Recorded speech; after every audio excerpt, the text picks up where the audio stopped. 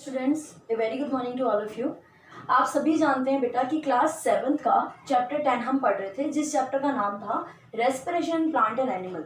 इसके अंदर हमने रेस्पिरेशन इन प्लांट को डिस्कस किया था, रेस्पिरेशन एनिमल भी डिस्कस किया था, but respiration in human being आज हम देखेंगे कि हमारे यानी कि एक व्यक्ति के अंदर, एक इंसान में रेस्पिरेशन का प्रोसेस क्या होता है। You are in 7th class right now, तो मे बी आपने प्रीवियस क्लासेस में रेस्पिरेशन का टॉपिक ज़रूर पढ़ा होगा, उसमें आप जानते होंगे काफ़ी कुछ। इसमें हम डिटेल में जानेंगे कि respiration that means a breathing process जब होती है उसमें आपका ऑक्सीजन कहाँ जाता है, ब्लड के थ्रू पूरे शरीर में कैसे पहुंचता है, ये सारे प्रोसेस को आज हम इस टॉपिक में जानेंगे। ये हमारा लास्ट टॉपिक है, इसके बाद हमारा चैप्टर कंप्लीट हो जाएगा।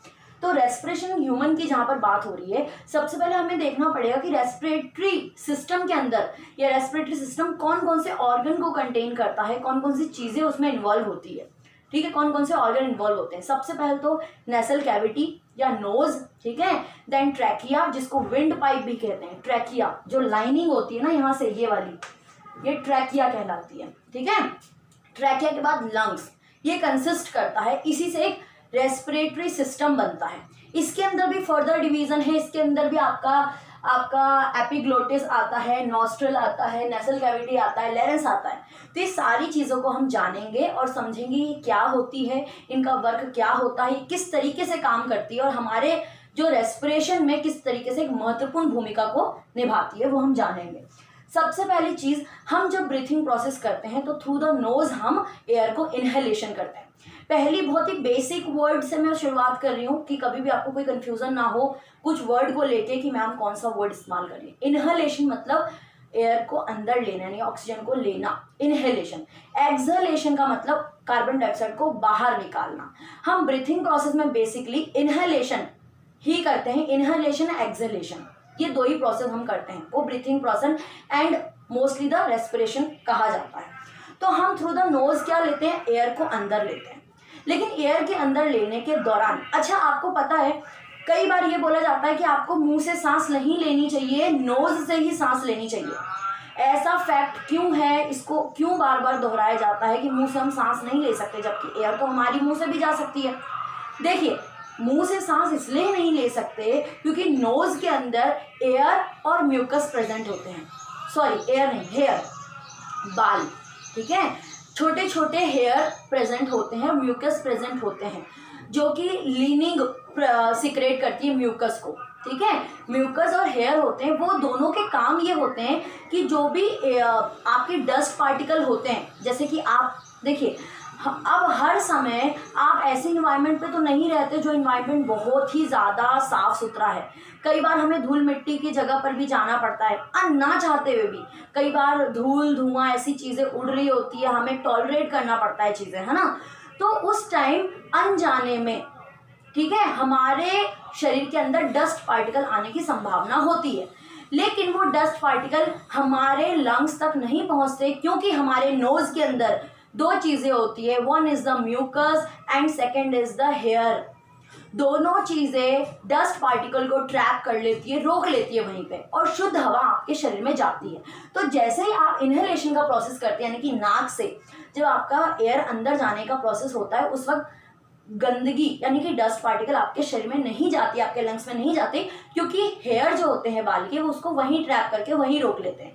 और जब आपकी छींक आती है, आपने देखा कई बार छींक आती है तो वो डस्ट पार्टिकल बाहर आ जाते हैं। ठीक है, छींक के दौरान। देखिए, इसको नॉस्ट्रल कहते हैं, नासा द्वार, जिसको नेसल कैविटी भी कहा जाता है।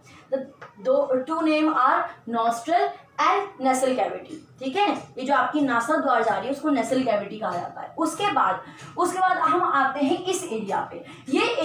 इस एरिया में तीन चीजें कंसिस्ट होती है। ये जो आपको मैं पोर्शन बता रही हूँ, एक फेरेंस, यहाँ पे मैं फेरेंस लिखना भूल गई हूँ। फेरेंस आपका पीछे का हिस्सा होता है। देखिए, जो आपका ये एक नोसल कैविटी है, इसके जो पीछे का हिस्सा है, यानी कि जस्ट इसके पीछे का ये वाला हिस्सा, इसको फेरेंस बोलते हैं। ठीक है, उसके बाद आपका लेरेंस का मतलब होता है कंठ, आवाज जिससे निकलती है, जिसको वॉइस बॉक्स भी कहा जाता है। ठीक है, एपिग्लोटिस का वर्क क्या होता है। देखिए, एपिग्लोटिस का एक बहुत ही इंपॉर्टेंट वर्क होता है। जब आप खाना खाते हैं उस दौरान ये एपिग्लोटिस ट्रैकिया वाले पाइप को क्लोज कर देता है। जैसे आपका गार्ड सेल का काम होता है ना, जैसे मैंने प्रीवियस क्लासेस में बताया था, ओपनिंग क्लोजिंग का काम होता है गार्ड सेल का लीव्स के अंदर, पत्तियों के अंदर, वैसे ही एपिग्लोटिस भी ओपनिंग क्लोजिंग का ही काम करता है। ठीक है, वो उसको क्लोज कब करता है, जब आप खाना स्वेल करते हैं, जब खाना निगलते हैं, उस दौरान ये ट्रैकिया पाइप को बंद कर देता है ताकि आपका खाना ट्रैकिया में ना जा सके। ठीक है, आपके विंड पाइप में ना जा सके। I hope you understand. तो यहाँ पर आपका क्या हुआ, नोज के द्वार से आपका एयर अंदर आया। ठीक है, उसके बाद ये जो आपका एरिया दिख रहा है वहां पर गया, उस एरिया में एपिग्लोटिस भी है, फेरिंक्स भी है और लैरिंक्स भी है। लैरिंक्स को कंठ बोलते हैं, ये वाला हिस्सा है कंठ का, मैंने यहाँ पे बना दिया है। उसके बाद हम आते हैं सी शेप कार्टिलेज के ऊपर। सी शेप कार्टिलेज क्या है, देखिए ये जो मैंने सपोज कीजिए मैंने एक लाइन बनाई है, सी शेप क्यों बोल रही हूँ मैं ये समझाती हूँ आपको।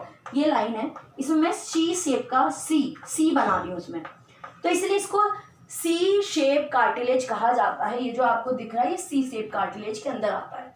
ये बेसिकली होता क्या है, ये होता है ट्रैकिया। ये आपकी ट्रैकिया वाली लाइन होती है जहां से एयर अंदर की ओर जाता है, हवा प्रवेश करता है अंदर की, उसको कहते हैं ट्रैकिया। ठीक है, ऑक्सीजन प्रवेश करता है, दैट्स कॉल्ड ट्रैकिया।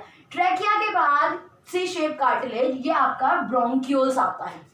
ब्रोंक्यूल्स, ये इनको शाखाएं के नाम से, अगर आप साधारण शब्दों में समझे तो शाखाएं समझ सकते हैं, जैसे पेड़ों की अलग अलग शाखाएं फैली होती हैं, वैसे ब्रोंकस होता है। जैसे कि आप देखो सिंगुलर प्लूरल के अलग अलग नाम होते हैं, अलग अलग मतलब, जैसे कि अगर कोई भी चीज, कोई भी सिंगुलर प्लूरल का एग्जांपल, जैसे गर्ल है, अगर एक लड़की है तो गर्ल बोलेंगे, और ज्यादा है तो गर्ल्स बोलेंगे। जैसे सिटी है, शहर, और बहुत सारे शहर की बात हो रही है सिटीज कहा जाता है, उसकी स्पेलिंग भी अलग हो जाती है। उसी तरीके से जब ये ब्रोंकाई, मतलब ये आ गया ट्रैकिया, ट्रैकिया के बाद ये ब्रोंकाई वाला जो पार्ट आता है वो सी शेप कार्टिलेज का होता है। एंड देन ये फर्दर डिवीजन होकर जब ये ज्यादा डिवाइड हो जाता है उसको ब्रोंक्यूल्स कहते हैं। ये मैंने लिखा है यहाँ पे, ये ब्रोंक्यूल्स, मतलब ये शाखाएं जब फैल जाएगी, ज्यादा बढ़ जाएगी, उसको बोलेंगे ब्रोंक्यूल्स। ओके, ब्रोंक्यूल्स के बाद क्या होता है, देखिए ध्यान से समझना है।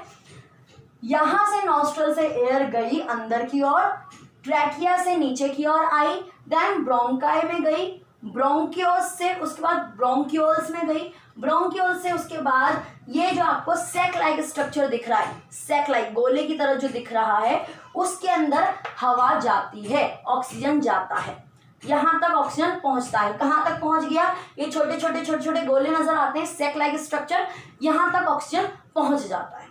अब यहां पे पहुंचने के बाद क्या होता है, इसका मैं एक माइक्रोस्कोपिक डायग्राम आपको समझाती हूं, इसका एक लेकर। ठीक है, अब होता यह है कि यहां तक पहुंचने के बाद ये आपका सपोज कीजिए कुछ इस तरीके का है। ठीक है, ये इसका एक बनाया है मैंने, ये इस तरीके का है, इसके अंदर बहुत सारी कैपिलरीज होती है। कैपिलरीज क्या होती है, नलिकाएं, क्या होती है, नलिकाएं, जो आपके नसें होती है ना, वो कैपिलरी इसके अंदर होती है। बहुत सारे गुच्छों में कैपिलरीज मौजूद होती है।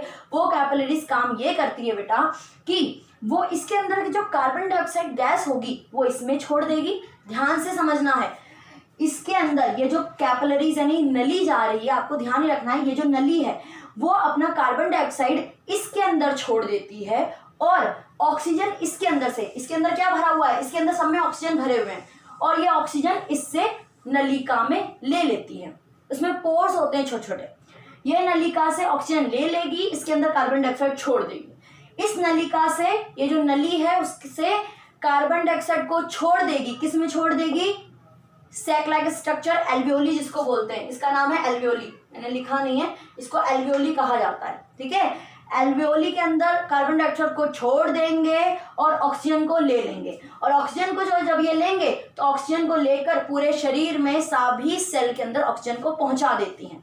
ठीक है, अब कार्बन डाइऑक्साइड का क्या होता है भाई, होता यह है कि जब कार्बन डाइऑक्साइड इसको छोड़ दिया, इसमें कार्बन डाइऑक्साइड को छोड़ दिया, जब हम श्वसन क्रिया कर रहे हैं तो उस दौरान में कार्बन डाइऑक्साइड भी बाहर की ओर एक्सहेल हो जाता है। ठीक है, इस तरीके से आप ये समझ सकते हो कि आपका रेस्पिरेटरी सिस्टम वर्क करता है। बहुत इजी है, एक बार ना समझ में आए तो दूसरी बार वीडियो देखिए, और फिर भी ना समझ में आए तो आप कमेंट बॉक्स में बताइए, मैं आपको जो भी डाउट होता है उसको क्लियर करूंगी। बहुत इजी है। हमारा नॉस्ट्रल से गया, कहाँ गया, ऑक्सीजन अंदर की ओर गया, ट्रैकिया में गया, ब्रोंकाई में गया, ब्रोंकाई के बाद ब्रोंक्यूल्स में गया, ब्रोंक्यूल से गया सैक लाइक स्ट्रक्चर में, ऑक्सीजन यहाँ तक पहुंचा। अब यहाँ पर क्या हुआ, नलिकाएं हैं, नलिकाएं क्या करेगी, अपनी अपनी नलिकाओं में से, कैपिलरीज अपनी नलिकाओं से कार्बन डाइऑक्साइड को छोड़ देगी, ऑक्सीजन को ले लेगी। जब ऑक्सीजन को ले लेगी तो लेकर पूरे शरीर में पहुंचा देगी, और जो कार्बन डाइऑक्साइड को इसके अंदर छोड़ेगी वो कार्बन डाइऑक्साइड इसी ट्रैक पे जाकर, देखो रास्ता दूसरा नहीं होता, इसी से हम इनहेलेशन करते हैं, इसी से हम एक्सहेलेशन करते हैं, तो इसी के द्वारा वो बाहर की ओर छोड़ देती है, इनहेलेशन एक्सहेलेशन। ठीक है, आई होप ये आप सभी को क्लियर होगा। अगर समझ में आया है, पसंद आया है तो लाइक करें, सब्सक्राइब करें और शेयर जरूर करें।